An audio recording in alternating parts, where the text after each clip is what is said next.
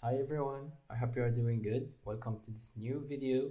Today we're going to talk about SVO. This is English sentence structure, and this is only an introduction that I'm going to give you some details about this structure, and then we are going to move to talk about it even more in the next videos, of course. When we say SVO, we're saying subject and a verb and object. These three things, they can make a sentence, or also they can make a clause.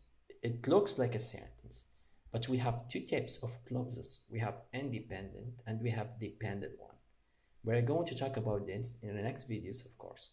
So now let's start with the simple and the basic things for you. I might think you are a beginner or B1 or B2 level. This is good for you because this video is going to make many things easy for you, improving your writing and speaking levels. What I need you to do is to take in a paper and a pen and follow with me, okay?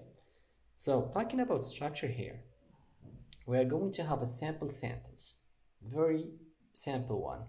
We have Thomas eats rice. What you can see here, you can see subject, which is Thomas, and this is a noun, and you can see eats, a verb, and you can see rice. We have Thomas. Thomas here is a subject, and Thomas is performing an action. Which kind of action? He's eating. He's eating what? Rice. We have eats and rice. These two words, they are completing Thomas. We call them subject complement. First, we're going to talk about some examples of our languages. Arabic, for example. Arabic uses VSO structure, which that means it starts with the verb. As you can see here, يأكل أحمد التفاحة. So the read one is verb, blue is a subject, and black is object. As you can see here in translation, Ahmed eats an apple. So this gives an idea that in the world we have too many languages, and those languages, they have different structure. I have another example here for you, SOV. If we're going to talk about SOV, we start with a subject, an object, and then a verb. We find this in Turkish and Korean. I don't speak these languages by the way, but I'm just giving you an example. The translation is the woman eats rice. We're talking about sentences, but let's take some time to talk about words because they are also important here. Here I have a meme.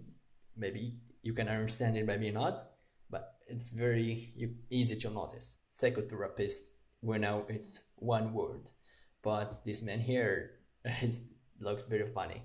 Okay, this gives you an idea that the word is one unit. Okay, the first thing we need to notice is spaces. There is spaces between words, but this is just in written form. I have here an example. The sun is shining. You can see spaces. We have space between the sun, the and sun. We have the space sun. Sun space is. You can see spaces. This is just in written because in speaking I cannot do this. The sun is. If I do this, I will look like a robot, you know? So what we have else? We have meaning. A word is one meaningful concept. This is very crucial because we have one word, it means only one thing. Okay, we have pronunciation. When we pronounce, for example, psychotherapist, it goes like one. Listen again.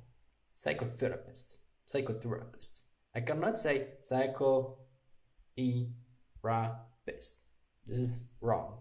We have prosody. This is very important too. Has something to do with rhythm, stress, and intonation of speech. This is important. We're going to look at this in the future in another video.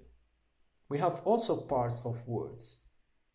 This is very important too, to know how we construct words in English. So we have the base here, cover. Cover is the base or root of a verb.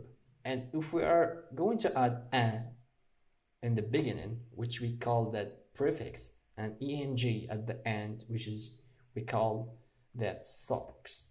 We have prefixes and suffixes. They change the meaning of a word when we add them in the beginning or at the end of a word. This is, we call them parts of words. We're going to see them in the future.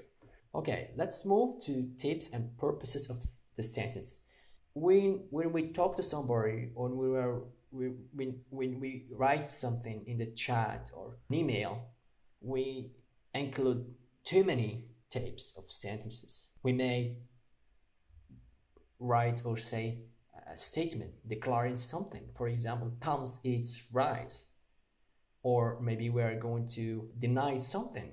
For example, Thomas doesn't like beans. Or maybe question, interrogative. Does Thomas like beans? Or imperative. It has something to do with command, with demand something. For example, I say stop right there. I'm doing a command to stop you. Eat rice, Thomas. Command or demanding Thomas to eat rice.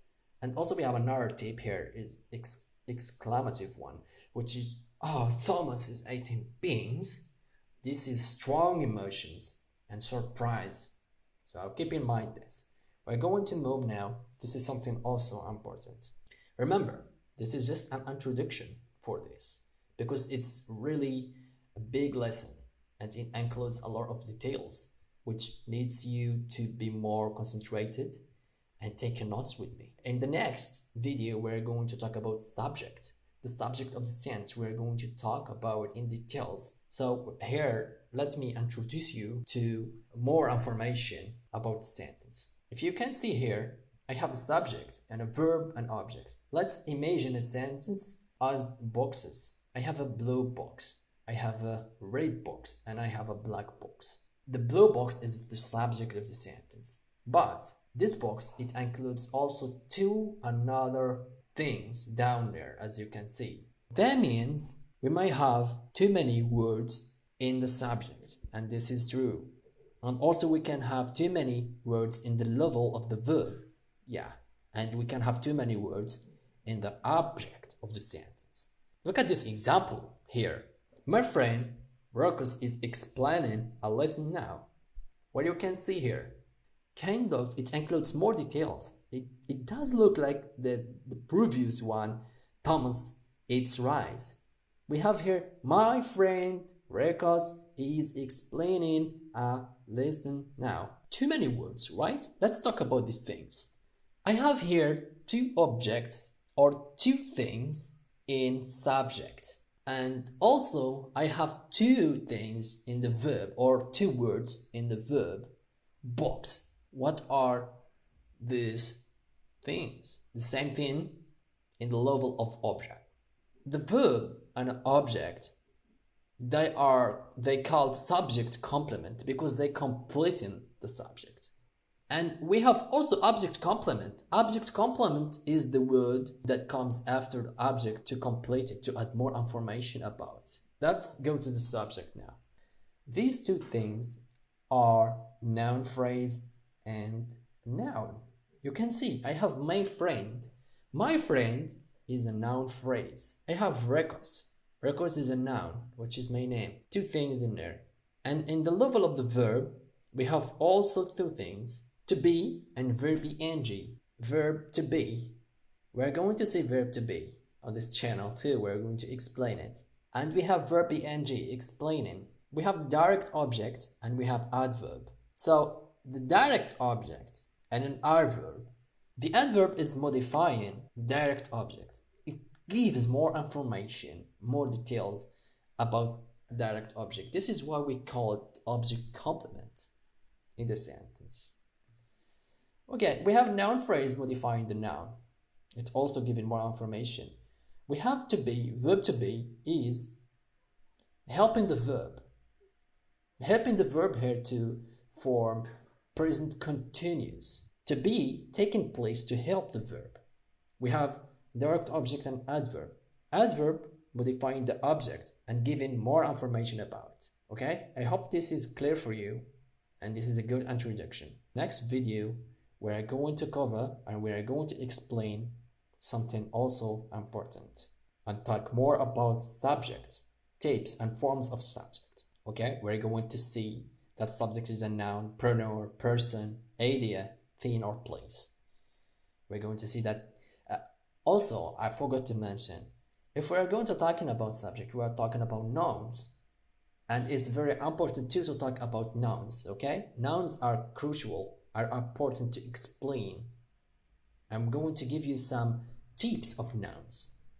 For example, proper noun, common nouns, plural or subject pronouns, interrogative pronouns, complex subjects, okay? Nominal phrases, compound subjects.